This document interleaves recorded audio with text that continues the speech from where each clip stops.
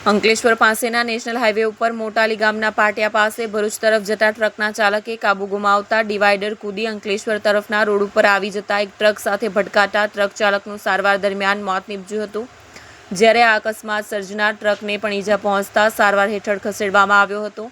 આ અકસ્માતમાં અન્ય એક ટ્રક હાઈવેની નીચે ઉતરીને પલટી મારી ગઈ હતી।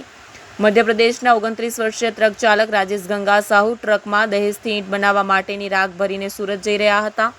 તેઓ અંકલેશ્વર પાસેના નેશનલ હાઈવે ઉપર મોટાલી ગામના પાટિયા પાસેના અમરાવતી નદીનો બ્રિજ પસાર કરી અંકલેશ્વર તરફ જઈ રહ્યા હતા। તે દરમિયાન ભરૂચ તરફ પૂરપાટ ઝડપે જતી ટ્રકના સુરેશ નામના ચાલકે સ્ટીયરિંગ ઉપરનો કાબુ ગુમાવતા ટ્રક બંને હાઈવે વચ્ચેનું ડિવાઈડર કૂદી અંકલેશ્વર તરફના રોડ ઉપર આવી ટ્રક સાથે ભટકાઈ હતી। આ દરમિયાન રાજેશ સાહુની ટ્રક પાછળ આવતી ટ્રક પણ હાઈવેની નીચે ઉતરી પલટી મારી ગઈ હતી।